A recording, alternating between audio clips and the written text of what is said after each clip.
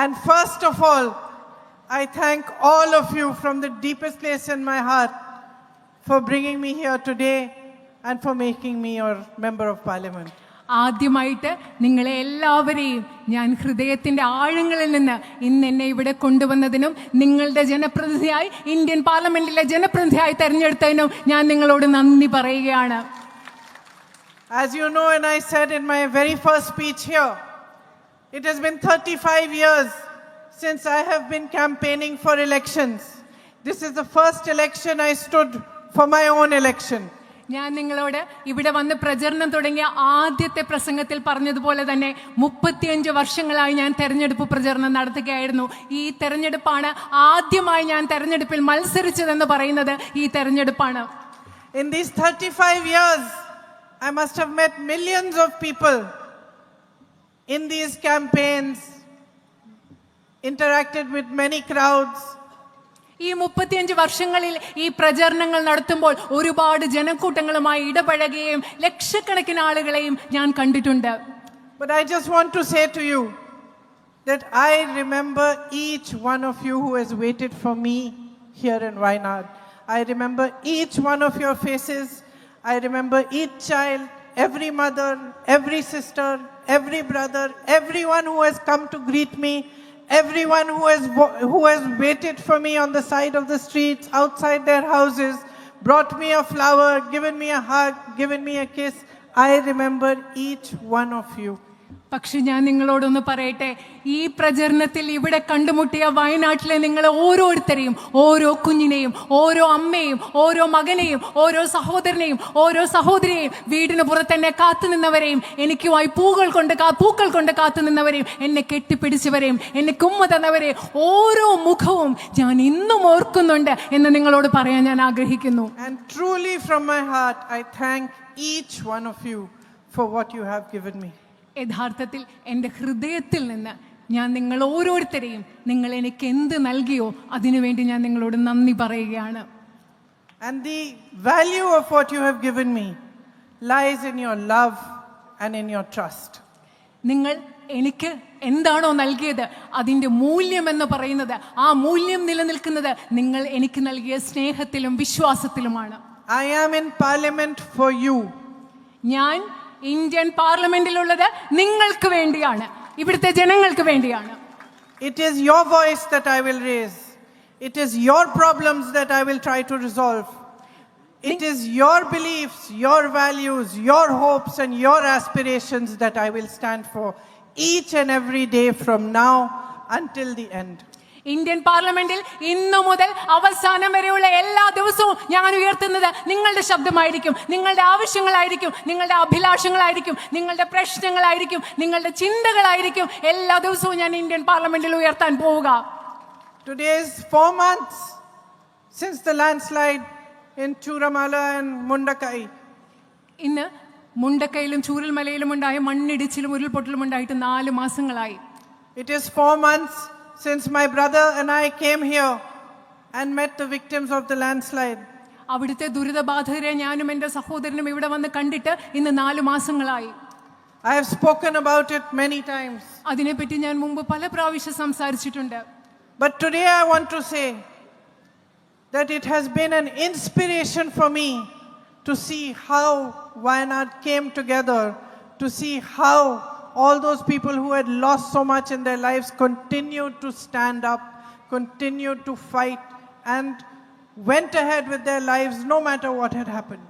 ഇന്ന് ഞാൻ നിങ്ങളോട് ഒന്നുകൂടി പറയാൻ ആഗ്രഹിക്കുന്നു, എങ്ങനെയാണ് എല്ലാം നഷ്ടപ്പെട്ടിട്ടും വയനാട്ടിലെ ആളുകൾ ഒരുമിച്ച് നിന്നത്, ഒരുമിച്ച് ചേർന്നുകൊണ്ട് മുൻപോട്ട് പോകാൻ, ജീവിതം മുൻപോട്ട് കൊണ്ടുപോകാൻ അവരെ എങ്ങനെയാണ് പരിശ്രമിച്ചത് എന്നത് എനിക്കൊരു വലിയ പ്രചോദനമാണെന്ന് ഞാൻ വീണ്ടും പറയാൻ ആഗ്രഹിക്കുന്നു. I made 2 little friends when I came here that day.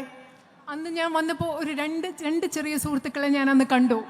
One is a young girl called Lavanya who lost her whole family. മുഴുവൻ കുടുംബത്തെ നഷ്ടപ്പെട്ട ലവാനിയ എന്ന് പറയുന്ന ഒരു ചെറിയ പെൺകുട്ടിയായിരുന്നു ഒരാൾ. And one is a young boy called Muhammad Hani who also lost his whole family and tried his best to save them. Only his grandmother was left as a survivor with him. Muhammad എന്ന് പറയുന്ന മറ്റൊരു പയ്യനെ ഞാൻ കണ്ടു. കുടുംബത്തിലെ എല്ലാവരും നഷ്ടപ്പെട്ടു. അദ്ദേഹം ആ കുട്ടി എല്ലാവരെയും രക്ഷിക്കാൻ ശ്രമിച്ചു, പക്ഷേ മുത്തശ്ശിയെ മാത്രമേ രക്ഷിക്കാൻ സാധിച്ചുള്ളൂ. And I want to share with you that while I was campaigning in the election, I was thinking, I want to send something for Hani and for Lavanya. But of course, in the election, we are not allowed to. So I thought after the election, I'll send something small. I sent Hani a message on WhatsApp. And I asked him, do you like soccer? I thought maybe I'll send him some soccer shoes or something. ഞാൻ തെരഞ്ഞെടുപ്പ് ആ സമയത്ത് തന്നെ അവരെ കണ്ടപ്പോൾ ഞാൻ വിചാരിച്ചു അവർക്ക് എന്തെങ്കിലും അയച്ചു കൊടുക്കണമെന്ന്. പക്ഷെ തെരഞ്ഞെടുപ്പിൻ്റെ സമയത്ത് ആ സമയത്ത് പ്രചരണ സമയത്തൊന്നും പറ്റിയില്ല. പക്ഷെ ഞാൻ ഒരു വാട്സപ്പിൽ ഒരു മെസ്സേജ് ഹാനിയേക്ക് അയച്ചു. ഫുട്ബോൾ ഇഷ്ടമാണോ? ഞാൻ വിചാരിച്ചു എന്തെങ്കിലും ഫുട്ബോളിനുള്ള ഷൂകളോ എന്തെങ്കിലും അയച്ചു കൊടുക്കാമെന്ന് വിചാരിച്ചു. He said, no, I don't play much soccer. So I said, what do you do then? What are your hobbies? അപ്പോൾ ആ കുട്ടി എന്നോട് പറഞ്ഞില്ല ഞാൻ ഫുട്ബോളൊന്നും കളിക്കാറില്ല. അപ്പം ഞാൻ ചോദിച്ചു എന്തൊക്കെയാണ് വിനോദങ്ങൾ, എന്താ ചെയ്യുന്നതൊക്കെ ഞാൻ ഹാനിയോടുത്ത് ചോദിച്ചു. And he didn't reply. So after some hours, after I finished all my meetings and road shows for the day, when I picked up the phone, I saw that there was a reply from him and I looked at it. And he had replied, my hobby is helping people. ആദ്യം ഞാൻ football ഷൂസൊക്കെ ഒന്ന് വേണമെന്ന് ചോദിച്ചപ്പോൾ ആ കുട്ടി മറുപടി തന്നില്ല. കുറേ നേരം മറുപടി ഒന്നും ഉണ്ടായിരുന്നില്ല. എൻ്റെ പ്രചരണം എല്ലാം കഴിഞ്ഞിട്ട് വൈകുന്നേരം വന്ന് ഞാൻ ഫോൺ എടുത്ത് നോക്കിയപ്പോൾ വാട്സപ്പിൽ ആ മറുപടി ഉണ്ടായിരുന്നു. ആ കുട്ടി പറഞ്ഞ എന്താണെന്നറിയോ? എൻ്റെ വിനോദം എന്ന് പറയുന്നത് ആളുകളെ സഹായിക്കുന്നതാണ്. And I thought to myself, here is this child who has tried to save his mother for 6 hours from the floods and failed. Here is this child who has lost every single member of his family, and he is telling me that his hobby is helping other people who are suffering. ഞാനിപ്പോൾ ആലോചിക്കുകയായിരുന്നു, ഇവിടെ ഒരു കുട്ടി, ആ കുട്ടി 6 മണിക്കൂർ അമ്മയെ രക്ഷിക്കാൻ വേണ്ടി വെള്ളത്തിൽ നിന്ന് രക്ഷിക്കാൻ ശ്രമിച്ചിട്ട് രക്ഷപ്പെടുക്കാൻ പറ്റിയില്ല. കുടുംബാംഗങ്ങളെ മുഴുവൻ നഷ്ടപ്പെട്ടു. ആ കുട്ടി എന്നോട് പറയുകയാണ് എൻ്റെ ജീവിതത്തിലെ വിനോദം എന്ന് പറയുന്നത് മറ്റുള്ളവരെ സഹായിക്കലാണെന്ന്. Those words of Hani are a talisman for me. I have written them in my heart. ആ ഹാനിയുടെ ആ വാക്കുകൾ എന്ന് പറയുന്നത് എൻ്റെ രക്ഷാ കവചമാണ്. ആ വാക്കുകൾ ഞാൻ എൻ്റെ ഹൃദയത്തിൽ എഴുതി വെച്ചിട്ടുണ്ട്. Because this child of Wayanad, one of you, is showing me the way ahead. കാരണം വയനാട്ടിലെ ഈ കുട്ടി നിങ്ങളിൽ ഒരാൾ മുൻപോട്ട് പോകാനുള്ള വഴി എനിക്ക് കാണിച്ചു തരികയാണ്. In many ways, the political challenges we face today are like that landslide. പല അർത്ഥത്തിൽ പറഞ്ഞാൽ ഇന്ന് നമ്മുടെ രാജ്യത്ത് നമ്മൾ നേരിടുന്ന രാഷ്ട്രീയ വെല്ലുവിളികൾ എന്ന് പറയുന്നത് ഇവിടെ നടന്ന മണ്ണിടിച്ചിൽ പോലെയാണ്. There are no rules. ഒരു നിയമങ്ങളുമില്ല. There is no explanation. പലതിനും വിശദീകരണങ്ങളുമില്ല. And the behavior of the ruling party, the behavior of the BJP knows no democratic norms, no norms that we normally would adhere to in a political fight. ബിജെപിയുടെ പെരുമാറ്റത്തിൽ യാതൊരു ജനാധിപത്യ മര്യാദയുമില്ല. ഒരു രാഷ്ട്രീയ യുദ്ധത്തിൽ, രാഷ്ട്രീയ പോരാട്ടത്തിൽ പാലിക്കേണ്ട ഒരു ജനാധിപത്യ മര്യാദയും അവർ പാലിക്കുന്നില്ല. Institutions are destroyed. നമ്മുടെ രാജ്യത്തെ സ്ഥാപനങ്ങൾ നശിപ്പിക്കപ്പെട്ടുകൊണ്ടിരിക്കുകയാണ്. Even our basic faith in the electoral process, in other institutions that held our country together, wavers. ഇപ്പൊ നമ്മളുടെ രാജ്യത്തെ അടിസ്ഥാനപരമായ തെരഞ്ഞെടുപ്പ് പ്രക്രിയയിലുള്ള നമ്മുടെ അടിസ്ഥാന വിശ്വാസം, അതുപോലെ നമ്മളെ സംരക്ഷിക്കുന്ന പല സ്ഥാപനങ്ങളിലുള്ള വിശ്വാസം, ഇതൊക്കെ ഇപ്പോ ചഞ്ചലപ്പെടുന്ന ഒരു അവസ്ഥയാണുള്ളത്. And just like Hani's fight is for the basic for his life to go on from day to day, our fight is for the basis on which our country was built. It is for the basic values of our constitution. എങ്ങനെയാണോ ഹാനിയുടെ പോരാട്ടം എന്ന് പറയുന്നത് ജീവിതത്തിൽ അടിസ്ഥാനപരമായി ഓരോ ദിവസവും മുൻപോട്ട് പോകാൻ വേണ്ടിയുള്ളതാണോ, അതുപോലെ നമ്മുടെ ഇന്നത്തെ പോരാട്ടം എന്ന് പറയുന്നത് നമ്മുടെ രാജ്യത്തെ നിലനിർത്തുന്ന അടിസ്ഥാന മൂല്യങ്ങൾക്ക് വേണ്ടിയുള്ള പോരാട്ടമാണ്. And we require the same kind of courage, the same kind of strength, the same kind of tenacity. അത് മാത്രമല്ല, നമുക്ക് അതേപോലെയുള്ള കരുത്ത് വേണം, അതുപോലെയുള്ള ധൈര്യം വേണം, അതുപോലെ പോരാടാനുള്ള വീര്യം നമുക്ക് വേണം. When I came here during the election, I told you that you gave my brother strength, that I as his sister could see how much courage he got from you. തെരഞ്ഞെടുപ്പ് പ്രചരണത്തിന് ഇവിടെ വന്നപ്പോൾ ഞാൻ നിങ്ങളോട് പറഞ്ഞു, നിങ്ങൾ എത്രമാത്രം കരുത്താണ് എൻ്റെ സഹോദരന് നൽകിയത്. ഒരു സഹോദരി എന്ന നിലയിൽ എനിക്ക് കാണാൻ പറ്റി എത്രമാത്രം നിങ്ങൾ അദ്ദേഹത്തിന് കരുത്ത് നൽകിയെന്ന്. By making me a member of parliament, by showing me your love, by giving me your support, you are also giving me your strength, and you are also giving me courage. അതുമാത്രമല്ല, ഇന്ന് നിങ്ങളുടെ ജനപ്രതിനിധിയായി നിങ്ങൾ എന്നെ തെരഞ്ഞെടുത്തതിലൂടെ, നിങ്ങളുടെ പിന്തുണ എനിക്ക് നൽകുന്നതിലൂടെ, നിങ്ങളുടെ സ്നേഹം എനിക്ക് നൽകുന്നതിലൂടെ നിങ്ങൾ എനിക്കും നിങ്ങളുടെ ധൈര്യം നൽകുകയാണ്, നിങ്ങളുടെ കരുത്ത് എനിക്ക് നിങ്ങൾ നൽകുകയാണ്. I am here to learn from you. I am here to understand your problems in depth. ഞാൻ നിങ്ങളിൽ നിന്ന് പഠിക്കാനാണ് ഇവിടെ വന്നിരിക്കുന്നത്. ആഴത്തിൽ നിങ്ങളുടെ പ്രശ്നങ്ങൾ മനസ്സിലാക്കാനാണ് ഞാൻ ഇവിടെ ഉള്ളത്. Of course, I know about the night ban. I know about the man-animal conflict, the need for health services, the need for better educational institutions. But I am now here to fight for all of this, to work with you, to understand them properly from you. I will come to you. I will come to your houses. I will meet with you. The doors of my office are open to you. The doors of my home are open to you. Anytime that you need anything, I am here to help with it, to serve you.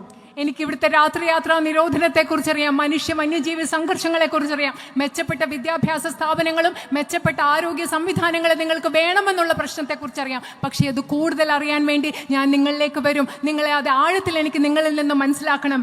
എൻ്റെ ഓഫീസിന്റെ വാതിലുകൾ, എൻ്റെ വീടിന്റെ വാതിലുകൾ എല്ലായ്പ്പോഴും ഇവിടുത്തെ ജനങ്ങൾക്കായി, നിങ്ങൾക്കായി തുറന്നു കിടക്കും. I know that you will miss my brother, but I also assure you that I will leave no stone unturned in trying to make for you a stronger, better future. Whether you are a farmer from Wayanad, whether you are a shopkeeper, a businessman, whether you are a friend of mine, a sister, all of you who live here, who work here, I will work with you to improve your life and to make a stronger future for you. എനിക്കറിയാം, എൻ്റെ സഹോദരൻ ഇവിടെ ഇല്ലാത്തപ്പം അദ്ദേഹത്തെക്കുറിച്ചുള്ള നഷ്ടബോധം നിങ്ങൾ അനുഭവിക്കും. അദ്ദേഹത്തെ miss ചെയ്യുമെന്ന് എനിക്കറിയാം. പക്ഷെ അദ്ദേഹത്തിൻ്റെ അഭാവം ഇല്ലാത്ത വിധത്തിൽ ഞാൻ കഠിനമായി പരിശ്രമിച്ച് ഇവിടുത്തെ ഒരു കർഷകനാകട്ടെ, ചെറുകിട കച്ചവടക്കാരനാകട്ടെ, ഇവിടെയുള്ള എൻ്റെ സഹോദരിയായ സുഹൃത്തായ ഒരു സിസ്റ്റർ ആകട്ടെ, നിങ്ങളുടെ പ്രശ്നങ്ങൾ പരിഹരിക്കുന്നതിന് വേണ്ടി എന്നാൽ ആവും വിധം പ്രയത്നിക്കുമെന്ന് ഞാൻ നിങ്ങൾക്ക് ഉറപ്പ് നൽകുകയാണ്. I want to thank my brother for all the work he did here for the last 5 years. കഴിഞ്ഞ 5 വർഷങ്ങളായി വയനാട്ടിൽ എൻ്റെ സഹോദരൻ ചെയ്ത എല്ലാ പ്രവൃത്തികൾക്കും വേണ്ടി, നിങ്ങൾക്ക് വേണ്ടി ചെയ്ത കാര്യങ്ങൾക്ക് വേണ്ടി അദ്ദേഹത്തോട് ഞാൻ നന്ദി പറയുകയാണ്. It is because of your faith in him and your belief in him that you have put your trust in me as well. അദ്ദേഹത്തിൽ നിങ്ങൾക്കുള്ള വിശ്വാസം കൊണ്ടാണ് നിങ്ങൾ എന്നിലും ആ വിശ്വാസം അർപ്പിച്ചിരിക്കുന്നത്. I want to thank all the leaders who are assembled here and all the leaders, all the workers of the UDF who came out in support of me, who worked very, very hard to make this election what it became and to make it a possibility for me to win. ഈ തെരഞ്ഞെടുപ്പ് കാലത്ത് പ്രചരണത്തിന്റെ ഭാഗമായി പ്രവർത്തിച്ച എല്ലാ ഐക്യജനാധിപത്യ മുന്നണിയുടെയും പ്രവർത്തകരെയും നേതാക്കളെയും എന്നെ ഈ തെരഞ്ഞെടുപ്പ് വിജയിക്കാൻ സഹായിച്ചത്, സാധ്യമാക്കി തീർത്ത എല്ലാവരോടും ഞാൻ ഇവിടെ നന്ദി പറയുകയാണ്. And as I said in the beginning of my speech, I thank each and every one of you for the love you have given me. I will not disappoint you. ഞാൻ ഈ സംഭാഷണത്തിൻ്റെ പ്രസംഗത്തിൻ്റെ തുടക്കത്തിൽ നിങ്ങളോട് പറഞ്ഞതുപോലെ നിങ്ങൾ ഓരോരുത്തരെയും, വയനാട്ടിലെ ഓരോരുത്തരോടും നിങ്ങൾ എനിക്ക് നൽകിയ സ്നേഹത്തിന് ഞാൻ നന്ദി പറയുകയാണ്. ഒരിക്കലും ഞാൻ നിങ്ങളെ നിരാശപ്പെടുത്തില്ല. നന്ദി, ഓരായിരം നന്ദി.